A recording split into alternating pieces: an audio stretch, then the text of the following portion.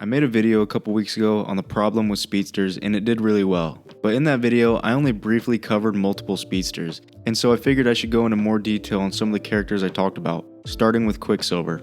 We first see Quicksilver in X-Men Days of Future Past. In wasting little time, they show just how fast he really is by giving him a time in a bottle scene. And guys, once a speedster is shown to essentially freeze time, it's over. Going forward, they should not be able to lose to bullshit ways. You can't have some normal speed character take them out with a fucking freeze gun. Yes, CW Flash, I'm looking at your dumbass. This time in a bottle scene shows us a few things. Number one, he's fast. Really fast. He literally jogs around the whole room and still has plenty of time to move these bullets out of the way.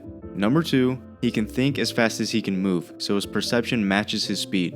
We see him literally stop and think, like right here. He pulls the gun out of the guy's hand and takes a second to think about what he wants to do. He then makes the guy punch himself in the face. Not to mention he's able to navigate this room without just running into the wall. Super speed is in everything he does. He slows down time when he's not even fucking moving. Let me repeat that. He can slow down time when he's not even moving. So, if he's ever in a sticky situation or can't run or something of that nature, he can still slow down time just to think. And number three is his enhanced durability. This is pretty obvious. He's running ridiculously fast and not turning into melted butter. He's also running into water drops and other inanimate objects without them harming him. This shows his durability because water and any other objects hitting him when he's moving at that speed would be like a bullet. I was watching another video and they said water at 60,000 psi can cut through bulletproof glass and vests, and it's not doing shit to Quicksilver. So it's safe to say he has some form of enhanced durability. We then see him again when he saves everyone from the mansion in X-Men Apocalypse. And if you thought he was fast before, then this shows just how overpowered he really is. I don't know how fast this explosion was and how fast exactly that shrapnel was flying, but it's much faster than those bullets in the last clip, and yet he made them nearly completely stop when he wasn't running. From that video I mentioned earlier, that guy said Quicksilver had to be moving at about 8,000 times the speed of sound in this scene. He's literally just dicking around while everything is in slow motion. His perception and speed in this scene is insane. So, with what we know now, let's take a look at some fight scenes. First we have his fight with Apocalypse.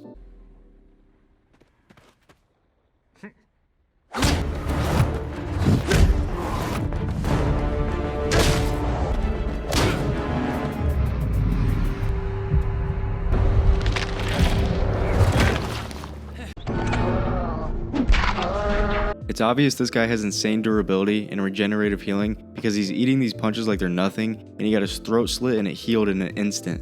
But I just said how fast Quicksilver can run, and yet this dude was somehow able to see him running in slow motion. Do you even understand how fast Apocalypse would have to be thinking to perceive Quicksilver in slow motion? Quicksilver runs at about 8,000 times the speed of sound, so I would think Apocalypse would need some way to even know what the hell was going on because this all happened within a nanosecond. And don't even say Apocalypse has super speed to justify this, because not once does he show that ability. Also, once Peter got his leg trapped and before he got his leg broke, why doesn't he stay in super speed? We've seen before that even when he's not running he can perceive time in slow motion, so he could have just kept time in slow motion, broke the dirt that has his leg, and got out of there.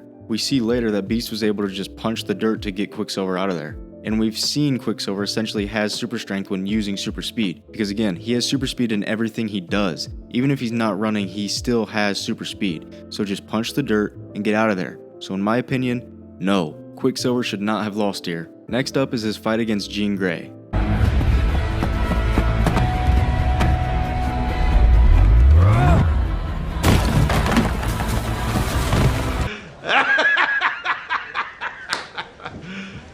You serious? Guys, remember, he's doing all this in like a nanosecond. People in the comments of my Speedster video actually said this is realistic because Jean Grey can think at super speed and she could sense Quicksilver was coming. Bro, what? First of all, this is never shown in these movies. You can't just take information from comics and apply it to this. It's not the same. Secondly, let's just say she can think at super speed. Whatever. How did she move her arm and the object at super speed? For her arm to move the object away like that, she'd have to be moving insanely fast. This dude outran shrapnel while goofing off. For her to match him like that, she herself would need to be a speedster. And guess what? Her having super speed is never shown throughout these movies, so that's not true. And how did this knock him out? Him running into those water drops would be like being shot. and they did not phase him at all. So him falling right here should be like nothing. He should smack the ground, go flying, and get right back up. So in my opinion, no, Quicksilver should not have lost here. Next up, we're going to talk about MCU Quicksilver. Now MCU Quicksilver is considerably slower than the one from the X-Men movies, and he actually gets tired from running. He can also perceive time in slow motion, but it's not the same level as X-Men Quicksilver, but he's still fast nonetheless. First of all, I don't know if this guy's just an idiot or what, because he really doesn't do much other than kind of push people at super speed then run away. That's pretty much what he does in like all of his fights. Like, what the fuck is this? He loses right here by being flung by the hammer, which is pretty reasonable. Then when he tries to get up, Captain America hits him and puts him down.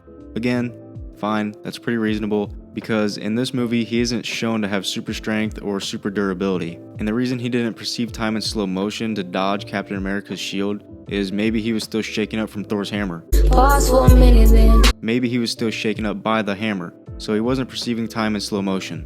How he gets shot right here is beyond me, because we saw previously that bullets are in slow motion to him. I feel like he would have been able to get out of the way before the bullet hit him, but whatever. Again, we'll let this one slide. Now, let's get to the main thing. You didn't see that coming. Alright, so we've already seen previously that he sees bullets in slow motion, but these bullets were probably significantly faster. Either way though, I think he should have survived this. He clearly moves Hawkeye and then just decided to move back to the left of him. Do you get what I'm saying? He clearly grabbed Hawkeye, moved him away, and then just ran back to the left, because he's somehow separated from Hawkeye and on the left side of him. I felt like this death was kind of unnecessary and dumb. I would have liked to see how the movies after this would have played out with the help of Quicksilver, but I guess it's still possible to bring him back with all this multiverse shit going on. So, in summary, both Quicksilvers lost in bullshit ways. I'm not saying they should be invincible, but they've been shown to be extremely powerful, so make them lose in a way that makes sense. The consistency for speedsters is almost always non-existent, and it'll probably always be like that, because they make these speedsters just too OP. If a speedster can freeze time, then there's no reason he should be losing to a guy with a freeze gun. If you guys enjoyed this video, then please like and subscribe. Just fucking hit the subscribe, like, and share button. But that's all I've got today, so I'll see you guys in the next one.